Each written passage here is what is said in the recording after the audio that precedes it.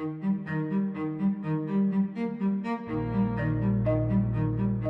world's nations, realizing how much danger there is to global biodiversity and ecosystem functioning, have taken at least some steps to try to pull back from the sixth great extinction. Some are indirect, for example, riding on the climate control effort, as feeble as it is, through REDD+, the initiative to reduce deforestation and forest degradation. There have been treaties, of course, limiting some kinds of transboundary pollutants that threaten the oceans.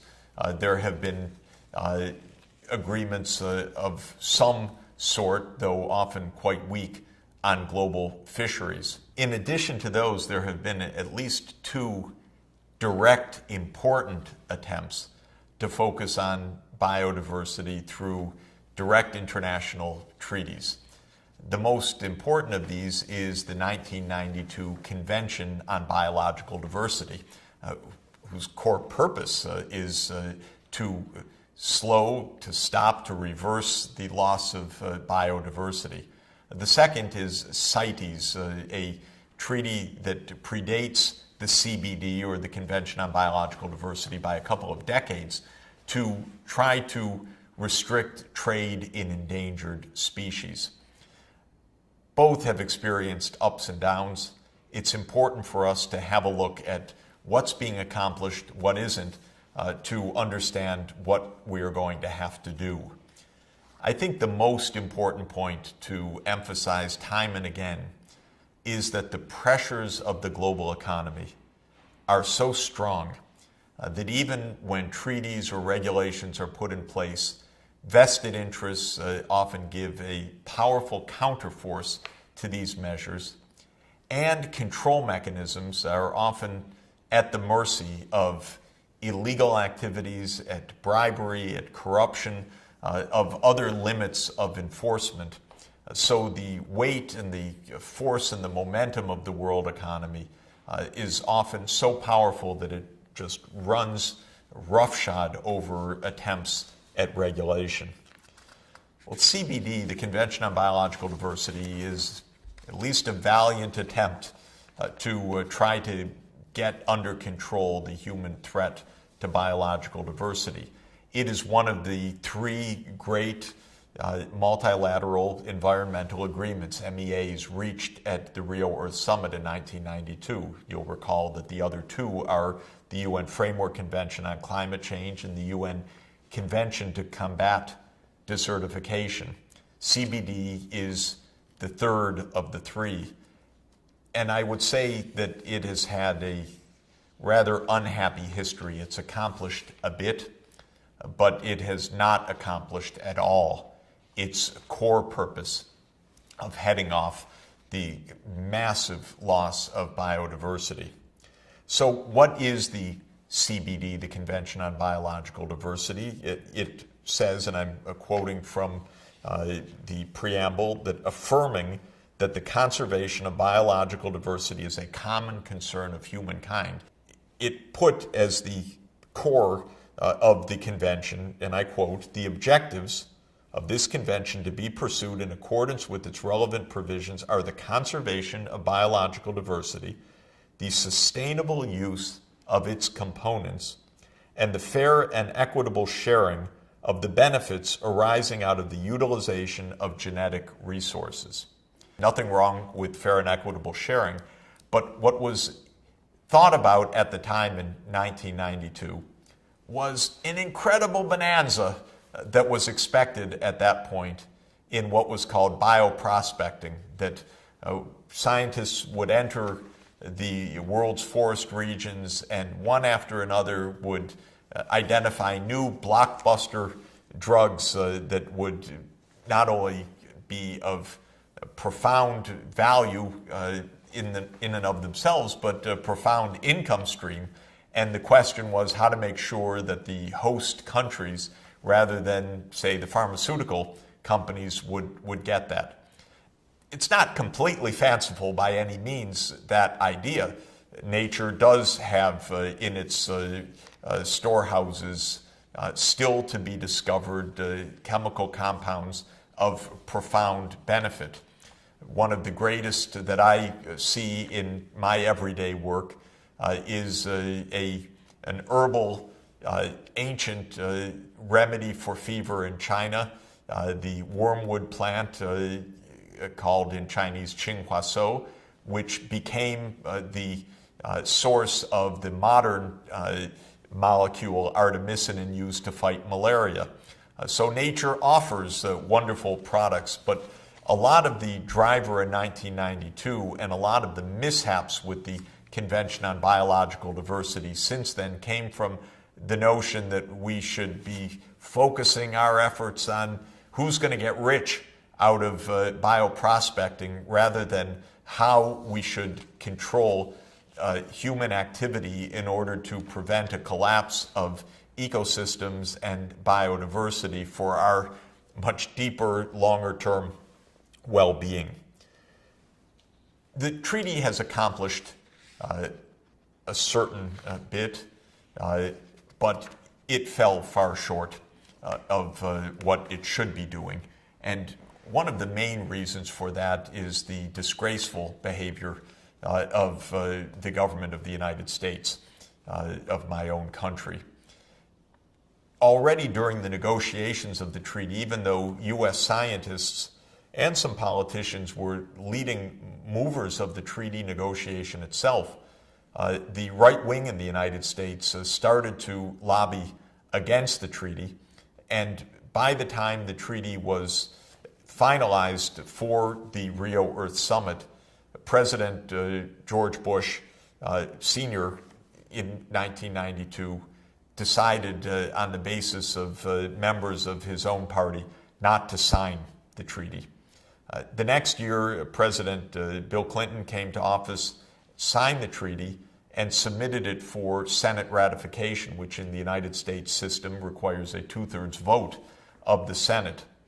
The Senate committee looking at this treaty gave it its approval, but the Senate never ratified the treaty then and up until today. What happened is that so-called free marketeers said, why should we limit our activities?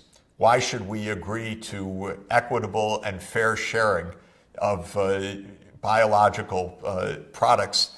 Our drug companies, let them go make a profit. Isn't this going to call into risk, they said, intellectual property of the pharmaceutical industry? One suspects that powerful industrial lobbies were having their say at the time. And then more and more senators, especially from western states in the U.S., where there are a lot of federal lands that private developers crave, give us those lands so we can mine on them, so we can create ranches, and so we can drill for oil or hydrofrack for shale gas and so forth, said this treaty is going to be a menace to our property rights. It was startling, the kind of free market sentiment that arose that is so misguided, because markets are to serve human purposes, but when markets don't take into account the profound externalities of individual behavior, such as the loss of biological diversity or driving species to extinction, free markets are not our friend. They become the enemy of human well-being, the antagonist of human well-being. And an ideology that says, leave me alone, I have perfect right to destroy species, is obviously an ideology that can create havoc. And it is, as odd as it sounds, an ideology of tremendous political and economic force in the United States and in other parts of the world. Here's what the senator at the time from Montana said about the treaty. U.S. environmental laws are currently encroaching on our property rights. Provisions like the Endangered Species Act and wetlands laws are dictating what private landowners can and cannot do with their own land. This treaty, in other words, the Convention on Biological Diversity, could give a panel outside the United States the right to dictate what our environmental laws should say. That is wrong. He and his colleagues prevailed. The treaty was never ratified, and the U.S., while an observer to the treaty, has been conspicuous by its absence of responsibility, of providing required and adequate financing under the treaty, and of taking the steps as a signatory in enforcing the treaty. CBD is hardly known to the United States as a result. I don't think people in the street have the slightest idea what the Convention on Biological Diversity is. And when the convention signatories signed back in 2002 a commitment, a pledge to reverse the loss of biodiversity, to slow it and reverse it by the year 2010, making a global goal to get the loss of biological diversity under control, it's fair to say that that global goal had, I don't know if it's fair to say no impact at all, but I think it's probably right to say no discernible impact in actually slowing the loss of biodiversity. Well, those three multilateral environmental agreements were reviewed 20 years later at the Rio Plus 20 summit. And when the world went off to Rio in June 2012 to review progress that had been made or the lack of progress, Nature magazine, one of the two great English language scientific journals, weeklies in the world, gave an in-depth analysis of what had happened under the various treaties. And they gave a report card, and you're looking at the report card that Nature magazine gave on the Convention on Biological Diversity. And you see main assignment: reduce the rate of biodiversity loss. Grade, an F. Total failure. This treaty has not slowed the loss of biodiversity. Other assignments, develop targets, a D. Protect ecosystems, a C. We'll look at why at least there was a passing grade for that, though not a very high one. On and on. Recognize indigenous rights, provide funding, a D for recognizing indigenous rights, something we've already seen. Indigenous communities the world over continue to face massive discrimination and lack of recognition of their rights. Financing to offset the loss of biodiversity, a solid F.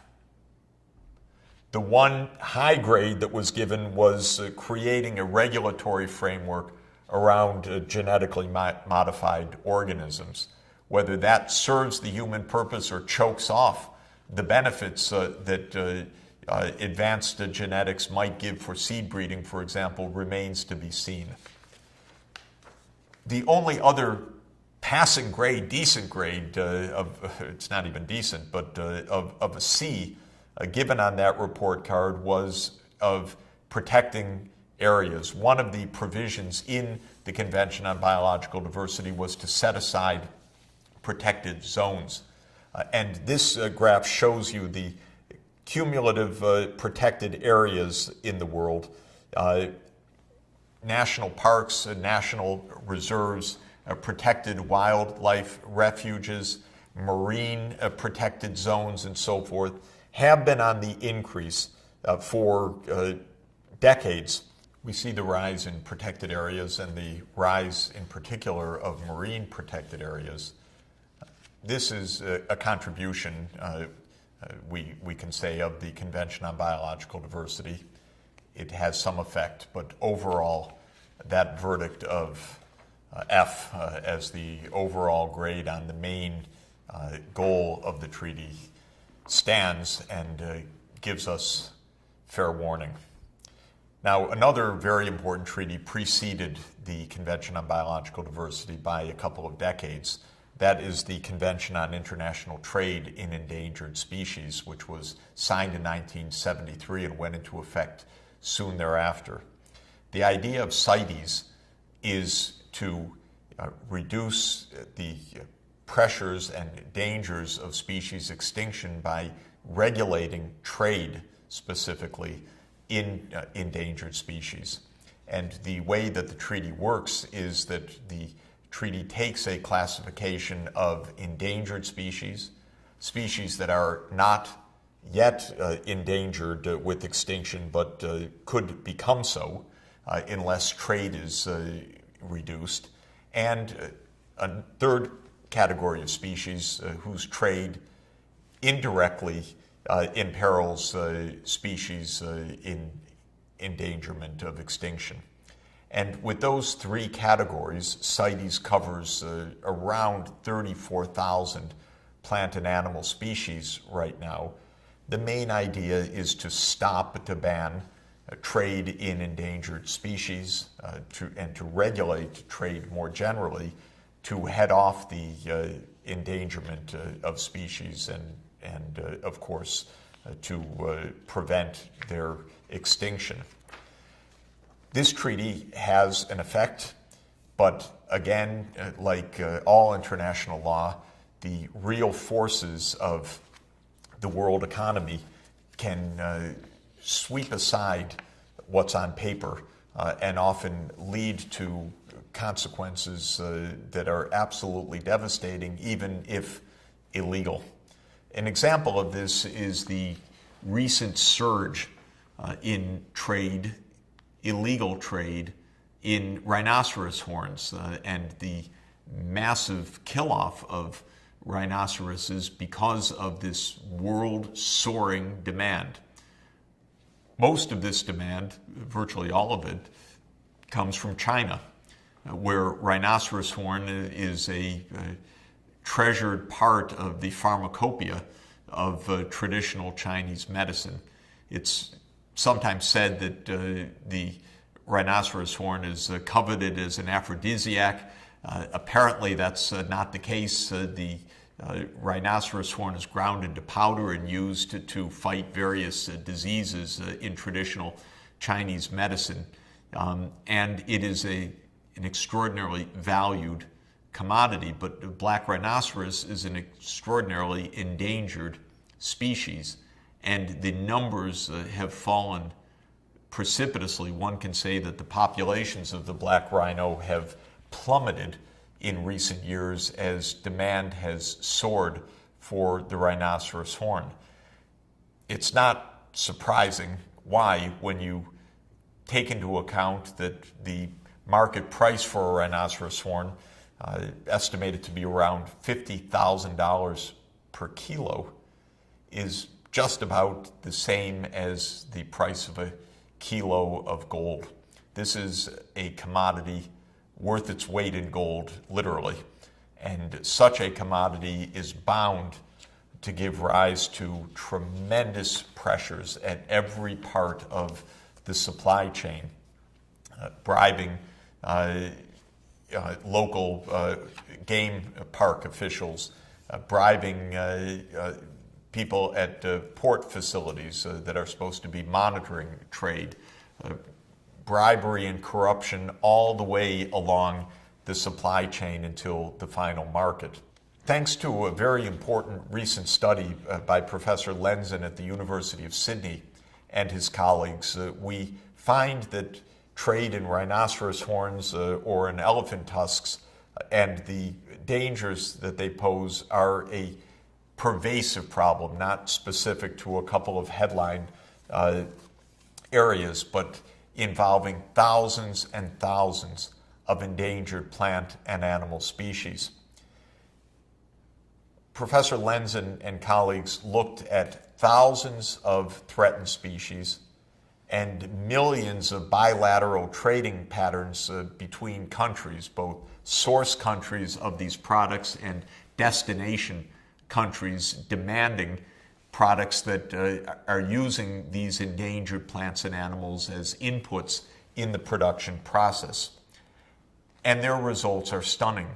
a very significant proportion, a third or so of the endangered species that they looked at, are part of important global trading chains, meaning that it's not good enough to stop local pressures, say smallholder farmers entering into a forest area, or to think about the endangerment of an ecosystem based on local economic forces and local economic incentives. We're talking about essentially the full weight of the 80 or 90 trillion dollar world economy, which is providing the fuel for this massive loss of biodiversity.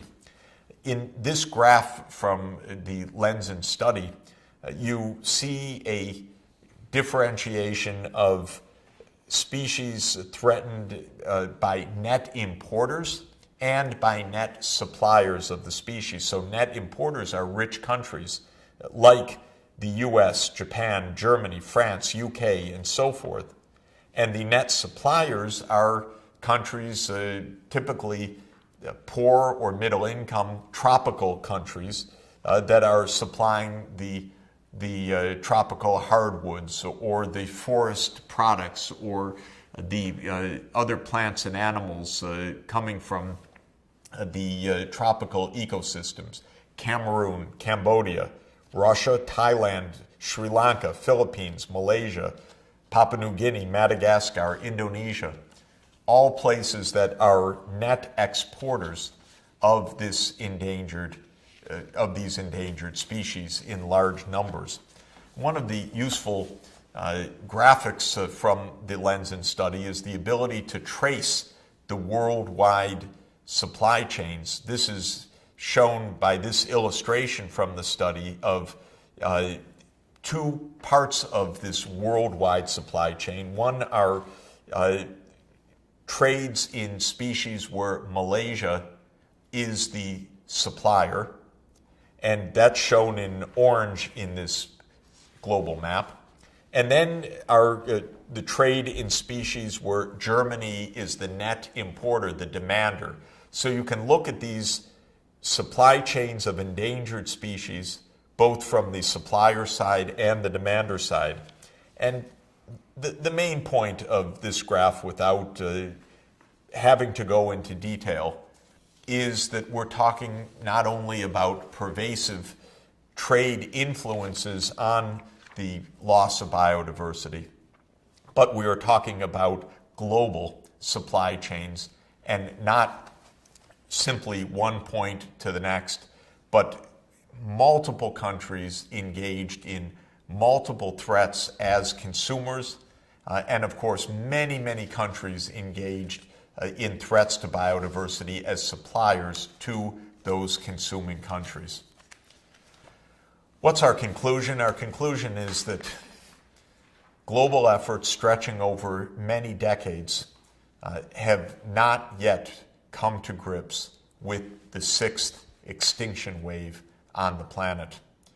Humanity's power of influence over ecosystem functions and its endangerment of biodiversity is so vast and coming from so many different directions that we still lack the comprehensiveness and the weight of our politics and our public awareness, as well as our economic incentives, to get this right. When the world met at Rio Plus 20, 20 years after the Rio Earth Summit, and they had that report card of an F on implementing the Convention on Biological Diversity, an F on implementing the UN Framework Convention on Climate Change, an F on implementing the UN Convention to Combat Desertification. They knew that something different needs to be done. And we're going to look at what the prospects are for a breakthrough in policy to a true age of sustainable development under a set of sustainable development goals that at least have the potential to energize our actions and raise our awareness, our understanding, and our motivation to take hold of these forces and make sure that we move from the very threatening business as usual path to a true path of sustainable development.